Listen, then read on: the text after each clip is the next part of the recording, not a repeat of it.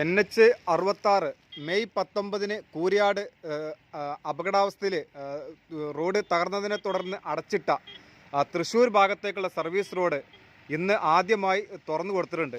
അതിലൂടെ വാഹനങ്ങൾ കടന്നു പോകുന്ന ദൃശ്യങ്ങളാണ് ഇപ്പോൾ കണ്ടുകൊണ്ടിരിക്കുന്നത്.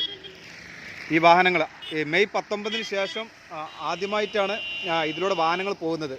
ഇതിപ്പോൾ താൽക്കാലികമായി തുറന്നു കൊടുക്കാനുള്ള കാരണം എന്താണെന്ന് വെച്ചിട്ടുണ്ടെങ്കിൽ കൊളപ്പുറം ജംഗ്ഷനിൽ അവിടെ ഡ്രെയിനേജിൻ്റെ സ്ലാബ് സർവീസ് റോഡിൽ പൊട്ടിയിട്ടുണ്ട്. അപ്പോൾ ഇവിടെ കൂരാട് റോഡ് അടച്ചത് മൂലം രണ്ട് ഭാഗത്തേക്കുള്ള വാഹനങ്ങളും ആ സർവീസ് റോഡിലൂടെ ആയിരുന്നു പോയിരുന്നത്. അപ്പോൾ ഇന്ന് അവിടെ പൊട്ടിയതോട് കൂടി ഗതാഗതം അതിരൂക്ഷമായിട്ട് തടസ്സപ്പെട്ടു. അതിനെ തുടർന്ന് ജനങ്ങളൊക്കെ വളരെ രോഷാകുലരായിരുന്നു. അവർ കുറേ ആയി പറഞ്ഞു തുടങ്ങിയിട്ട് ഈ അവിടെയുള്ള ഇത് തുറന്നു കൊടുക്കണം എന്നൊക്കെ പറഞ്ഞിട്ട് അങ്ങനെ എന്ത് ചെയ്തു, ബന്ധപ്പെട്ടവർ അടിയന്തരമായിട്ട് തുറന്നു കൊടുത്തതാണ്. മെയ് 19 ശേഷം ഈ അപകടം നടന്നതിന് ശേഷം കൂരിയാട് ഈ അപകടാവസ്ഥയിലായ ആ റോഡിലൂടെ, ആ സർവീസ് റോഡിലൂടെ ആദ്യമായിട്ടാണ് ഇന്ന് വാഹനങ്ങൾ പോകുന്നത്. ഇപ്പോൾ ഭയപ്പെടേണ്ട യാതൊരു കാര്യമില്ല. കാരണം ചില അടിവരെ മണ്ണ് മാന്തി എടുത്തിട്ടുണ്ട്, ഒക്കെ ഒഴിവാക്കിയിട്ടുണ്ട്.